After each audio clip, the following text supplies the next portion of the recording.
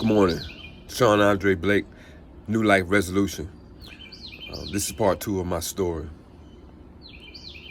And so I'm just sitting out here this morning. I'm listening to the birds chirping. It's a beautiful morning, blue skies, a lot of greenery in my neighborhood. Nice, quiet, peaceful neighborhood. Everything is going wonderful. I have a job that I enjoy, that I'm good at it, and it pays pretty good money. I have a beautiful fiance. We live in a beautiful apartment. I enjoy wonderful relationships with my children and my grandchildren. My mother and I have a wonderful relationship. My father and I have a wonderful relationship. I have one sister. We have a pretty good relationship. Nieces and nephews, great nieces and nephews, and extended family members, loved ones, and friends. I went to church this past Sunday and had a wonderful time worshiping, and the word was awesome. And so as I look over my life today, I see that everything is going great. I'm healthy, I'm strong, and my mind is in the right place. And I give God all the glory. I give God all the praise. Because as I think back, several years ago, I was in a very dark place. I was confined in a cell inside of a prison where a lot of times you didn't see daylight. A lot of times we were not even allowed to go outside. We were on lockdown and we were stuck inside of a building. And I was surrounded by men that was miserable, that had no direction, that felt like giving up. And although most of the time I was pretty much encouraged or inspired or motivated, there were times of extreme darkness and depression. There were times that I contemplated suicide. There were times when I didn't know if I was going to make it or not. There were so many times that I felt like giving up. There's this verse that I wrote about 20 years ago, and I've repeated it so many times, and it goes like this. I came so close to giving up so many times I lost focus of love that catches most of us by surprise because God is so close to us. And I wrote that because I felt so far away from God. Even though I could pray, I could sing, I could praise, I could worship, I could hear the word. And oftentimes I taught the word. I taught inspirational classes and self-help classes, and I led groups and programs and wrote curriculum for different types of programs, such as anger management and things of that sort, addiction programs. And so I spent a lot of time in prison developing my own mind, my own skill set, and strengthening my own sobriety and my own relationship with God. But even in the midst of me doing all those positive things, there was so much darkness around me, and there were so many times where I couldn't see the light at the end of the tunnel. I couldn't see myself where I am today, even though I dreamt about being free every single day.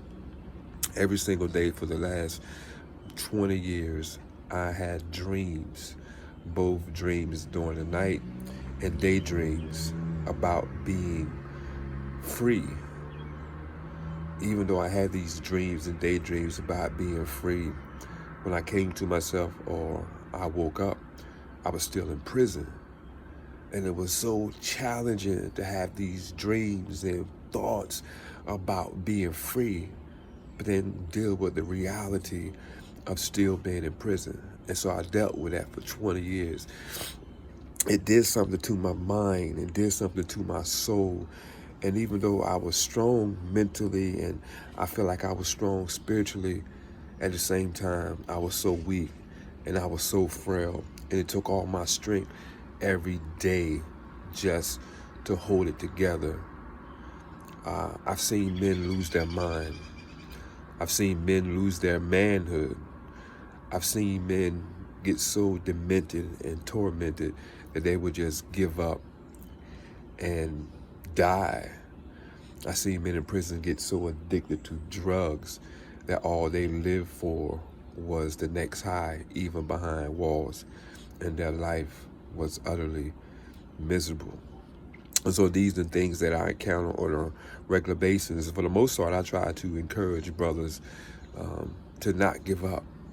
But even while I was encouraging other brothers not to give up, there was a part of me that felt like giving up every single day. And so the hardest part of doing time for me was not hanging around the killers and the thugs and the rapists and, the mentally deranged men that had no respect for life and had no self-dignity or no sense of reality of what was right and what was wrong. I got along with those guys, well. I was able to talk to them and encourage them and even help them to enjoy a better quality of life, though many of them knew that they were never getting out of prison. But that wasn't the hardest part of doing time for me. The hardest part of doing time for me was watching my daughter grow up without me, watching my son grow up without me, missing all of those moments. Like my daughter graduated from high school, she graduated from college. My son graduated from high school and college. The birth of my children, my grandchildren, not being there to be able to see that and to share those moments. And there was a real deep darkness that came over me during certain times of the year.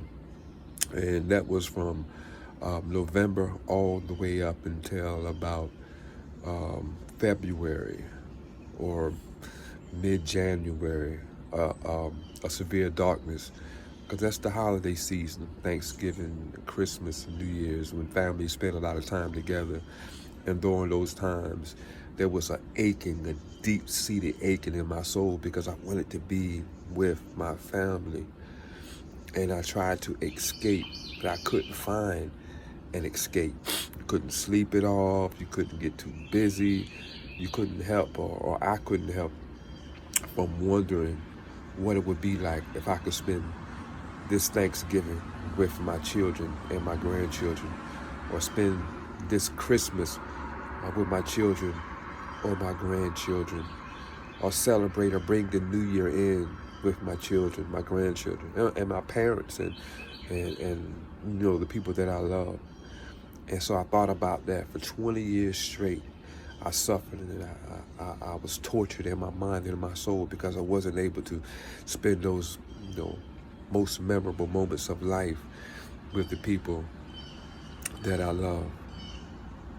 But it's only been 6 weeks since I've been released from prison. And now I'm able to see all of those people that I love. And I know this holiday season, Thanksgiving, Christmas, and New Year's, I'll be able to spend it with my children, my grandchildren, my parents, my fiance, and all the people that care about me. And thoughts like that are so amazing to me. Another thing that that's so wonderful about where I'm at today is that I get up every morning and I'm excited to go work. Now, the work I do is hard.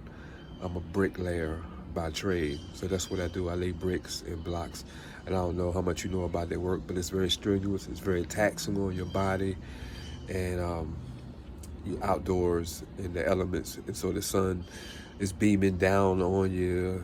It may be humid and hot in the 90s, and you're working hard physical labor. But I wake up every morning excited to go to work. Another day And while I'm at work, I'm excited, I'm happy, I'm joyful, I feel blessed. Because sporadically throughout the day, I remember a time when I was sitting in prison, dreaming about getting out and getting a job. I was sitting in prison saying, God, please just let me get out and get a job, pay my bills, take care of myself, take care of my responsibility, take care of my children and my grandchildren. And see, now I get a chance to do that. So I'm excited every single day to get up and go to work. I walk around a job feeling so blessed, feeling so special. Not that I'm special, but I know to God I'm special. I know to myself I'm special. I know to my family, my little grandbabies, I'm special. And so I go to work just feeling good to have the opportunity to work, to have a job, and a job that I enjoy. And I just feel like God's favor and blessings upon my life. And so a lot of small things that people take for granted, I really appreciate, because there was a long time when those privileges was taken away from me. When I walk into a store and I have a wide variety of things that I could purchase for my lunch or to eat or to snack or anything, sometimes I just get stuck and lost in that moment. Because for a long time, for 20 years, I didn't have those many choices. There were a few selected items that I had to choose from. And now I stand in front of like the drink section of the store, and like there's so many different things I want to try that I never had a chance to try before. And I just take a moment to thank God and to praise God to be in a position that I'm in. And the other guys on the job, they look at me like, why is this guy just so happy? I don't find anything to complain about. I do whatever they ask me to do with a smile, because I'm just so excited to be in this position, to have the opportunities that God has afforded me. And so this is part 2 to my story. And the best is still yet to come. Next time I'll tell you about some of my business endeavors and some of my plans and my goals, and how all those things are shaping up by the grace of God. Have a wonderful day, friend. Oh, one more thing before I forget. Please like, subscribe, and share. Have a great day.